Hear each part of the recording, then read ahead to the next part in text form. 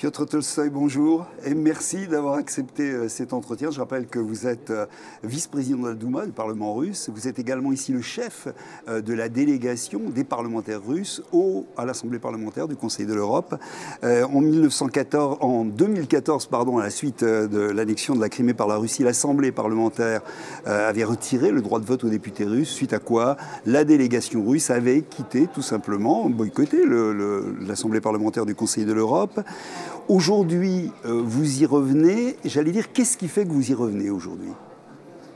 À mon avis, on revient pour maintenir ou recommencer, si vous voulez, le dialogue avec nos collègues européens.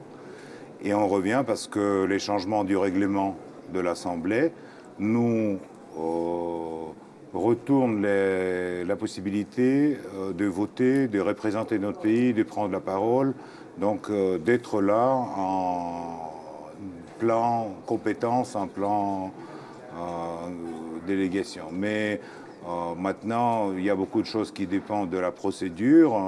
Et donc, si les pouvoirs de la délégation russe seront contestés ou ne seront pas approuvés à 100%, évidemment, la Russie n'est pas un pays qui peut se permettre de travailler dans un organe international sans les mêmes droits que, par exemple, la France, l'Allemagne, je ne sais pas, n'importe quel pays européen. Vous êtes assuré que vous les avez aujourd'hui, ce mardi, on parle ici au Conseil de l'Europe, ces droits? Suite le vote qui a eu lieu lundi, la nuit, il y a le changement du règlement. Nous sommes là pour montrer que la Russie est ouverte en dialogue. Nous sommes prêts à discuter sur tous les problèmes avec tous nos collègues qui sont représentés au Conseil de l'Europe. Mais si jamais nos collègues prennent une décision de limiter les pouvoirs de la délégation russe, à ce moment-là, on quitte l'Assemblée. Au-delà de ça, j'allais dire, il s'est passé des choses pendant 5 ans. Comment vous expliquez, vous interprétez aujourd'hui cette crise? On aura l'occasion d'en reparler tout à l'heure avec le Conseil de l'Europe. Mais cette crise, elle existe également aussi avec les institutions européennes. On en dira un mot tout à l'heure. Comment vous interprétez cette crise, tout de même, entre l'Europe et la Russie, qui est en train de se terminer, là, peut-être? C'est un long discours, parce que la crise, c'est la suite des incompréhensions qui ont eu lieu entre la Russie et l'Europe durant des décennies. C'est la suite d'idées que l'Europe, avec les Américains, soi-disant pays démocratiques, ont gagné dans la guerre froide. C'est la suite d'idées que l'Europe a le droit de donner les leçons à la Russie, ce qui n'est pas le cas. Et c'est la suite de politiques double standard, hypocrites et méprisant tous les principes du Conseil de l'Europe notamment, qui a été menée par les pays européens par rapport à l'Ukraine et la Russie, et qui a provoqué la crise, la guerre civile en Ukraine, dont l'Europe est aussi responsable. En parlons-en tout de suite de l'Ukraine. Qu'est-ce qu'il faut faire aujourd'hui pour sortir de cette situation tendue? On l'a encore entendu ici, cette nuit, au cours des débats qui ont eu lieu à l'Assemblée parlementaire du Conseil de l'Europe. Il y a une très forte tension, bien entendu. Qu'est-ce qui peut la diminuer? Qu'est-ce qui peut faire que le dialogue reprenne? Quand, dans le pays, il y a la guerre civile, quand vous avez les régions du pays qui veulent se séparer de la capitale pour les raisons fondamentaux, donc pour les raisons de la langue, pour la raison qui veulent par exemple élire eux-mêmes leur pouvoir local, etc. Ça, c'est les droits tout à fait européens. Donc quand vous avez une crise telle qu'il y a en Ukraine, il faut les négociations directes entre les deux parties. Et comme le pouvoir ukrainien refuse la négociation directe avec les républiques indépendantistes, évidemment, la crise ne sera pas résolue autrement. Avec tous les efforts des accords de Minsk, avec les garanties de la France, de l'Allemagne et de la Russie, parce que la Russie n'est pas une partie de l'accord de Minsk. La Russie est aussi, comme la France et l'Allemagne, garantit l'accomplissement de l'accord de Minsk. Alors, pour tout ça, il faut la volonté, le temps, peut-être les mesures de la part des institutions européennes, Mais surtout, il faut retourner, il faut regagner la confiance. Et pour regagner la confiance, il faut le dialogue. Et c'est pour ça que nous sommes là. C'est ça. C'est la question que j'allais vous poser. Il peut se passer quelque chose ici, entre vous et l'Ukraine?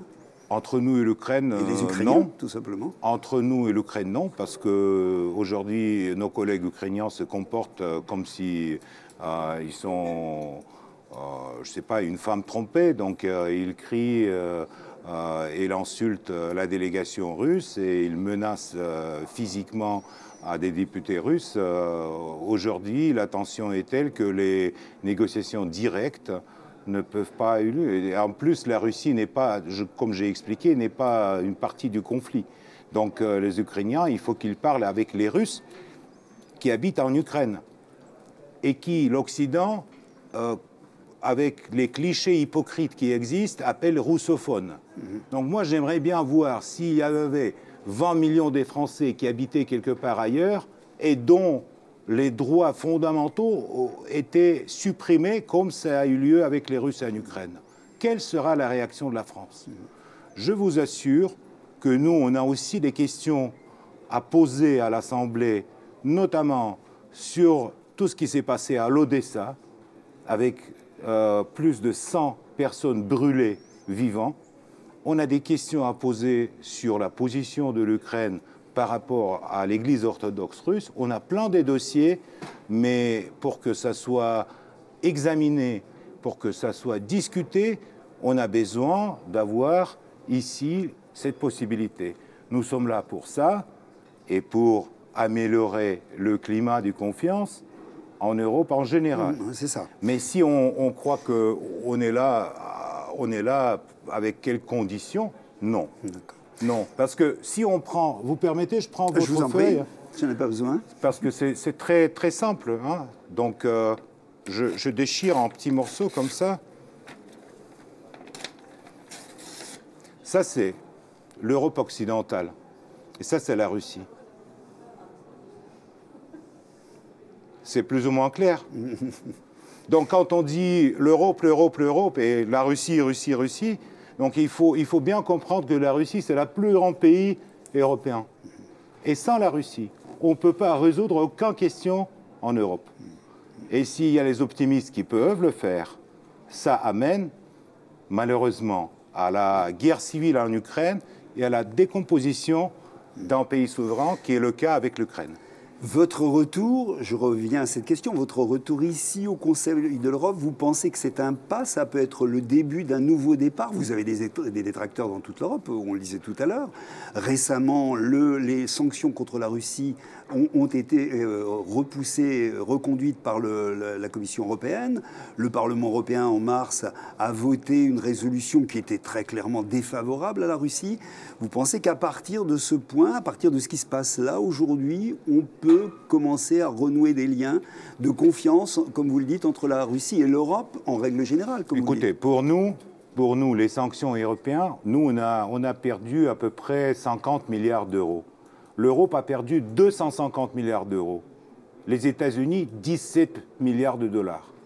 Donc, vu les chiffres, pour nous, les sanctions européennes, c'est moins important que pour les Européens. C'est les Européens qui perdent leur travail, c'est les Européens qui perdent leur secteur d'exportation en Russie. Et sur leur place en Russie arrivent les autres, les Asiatiques, et les Européens ne vont jamais revenir sur ce marché. Ça, c'est une chose. À propos de sanctions économiques, nous, on ne cherche pas de dire, voilà, on est là pour enlever les sanctions. On est là pour parler avec les Européens. Et si les Européens veulent parler, on veut avoir cette possibilité, mais ça doit être en dialogue à l'égalité et pas que les Européens nous donnent des leçons.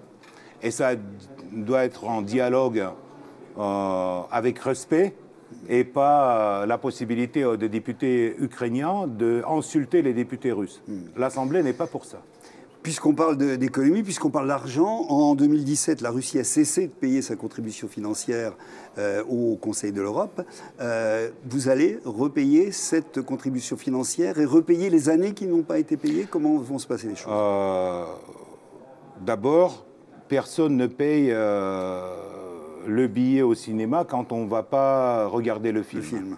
Hein? Et donc, on ne paye pas le dîner à un restaurant quand on n'y va pas.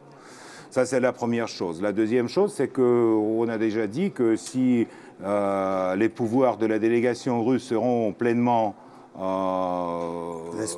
restaurés, évidemment, on va payer notre contribution parce que si on travaille dans cette organisation, évidemment qu'on paie la contribution. Mais si on ne travaille pas pour les raisons inventées avec plein des mensonges, plein des mythes, plein de clichés sur la Russie très sales, alors à ce moment-là, on ne va pas payer. On ne va pas payer pour être traité comme un pays agresseur ou annexeur de Crimée, etc. Je reparle de votre relation, de la relation de la Russie avec l'Union européenne. Où est-ce qu'on en est à l'heure actuelle? On l'a dit tout à l'heure, il y a des mauvais signes, hein, le maintien des sanctions, le vote du Parlement européen, ce sont des événements récents et qui n'augurent pas grand-chose de bon. En même temps, ce sont les mêmes chefs d'État qui finalement, ici, ont aidé à ce que, ont poussé en tous les cas pour que la Russie revienne au Conseil de l'Europe, et ce sont les mêmes qui sont dans les institutions européennes. Comment vous expliquez cette espèce de contradiction qu'il y a entre, d'un côté, des chefs d'État, je parle de la France, on parlait de l'Allemagne tout à l'heure également, qui poussent dans un sens ici au Conseil de l'Europe et qui, au niveau de l'Union européenne, n'ont pas l'air d'aller dans le même sens? À mon avis, si les chefs d'État européens avaient la volonté et la possibilité d'agir d'une façon indépendante, et s'ils ne dépendaient pas... Ils sont dans les mains de qui, alors?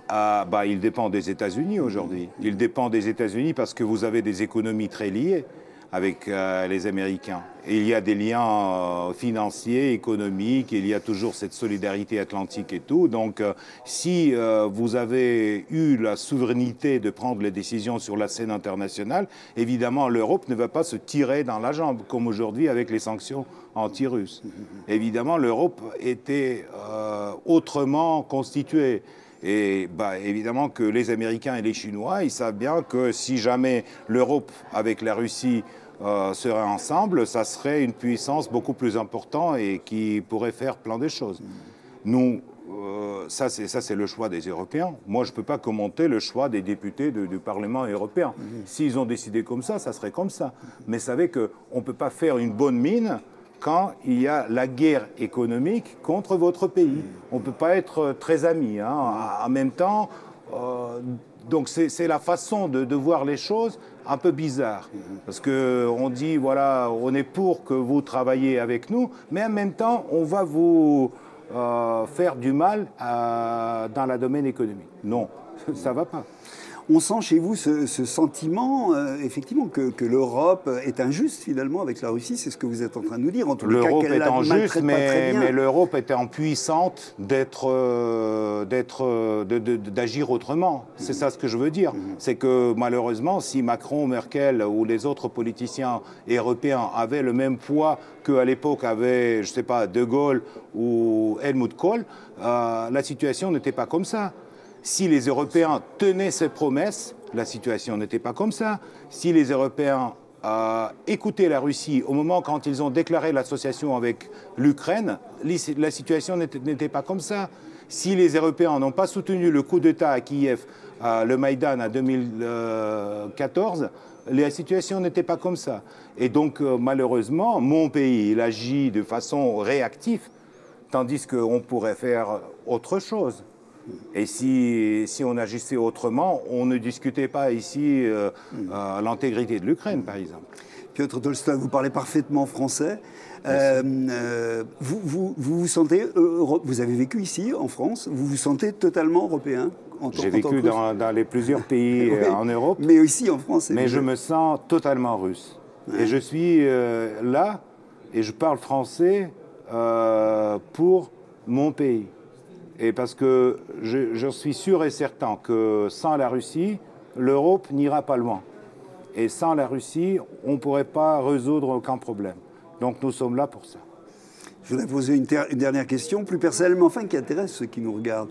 Vous êtes le descendant de Léon Tolstoï. Vous êtes 5e génération, je crois. 4e génération. C'est toujours compliqué. Vous connaissez Léon Tolstoï? Ah oui, c'est celui-là, guerre épée, avec la barbe. Et après, bon, suivez. Mon grand-père était son petit-fils. C'est ça. Donc, voilà, on a toujours à voir avec ce dont on porte un peu le nom, celui dont on porte un peu le nom. Léon Tolstoï a écrit une histoire extrêmement importante, une partie importante de l'histoire de l'Europe. Est-ce que vous avez, modestement, j'allais dire, l'impression qu'aujourd'hui, on peut réécrire un nouveau début de l'histoire de l'Europe ici, à partir de cet endroit auquel vous participez? En gros, quel est votre pronostic pour l'avenir de l'Europe? Guerre ou paix, finalement? Moi, j'aimerais bien que le paix. Mais l'époque a changé et donc nos efforts ici, je les apprécie de façon beaucoup plus modeste. Moi, je crois que quand même, on est assez limité dans les changements du monde, mais c'est ce qu'on peut, il faut le faire. Piotr Tolstoï, je vous remercie infiniment. Merci beaucoup de cet entretien. Merci beaucoup.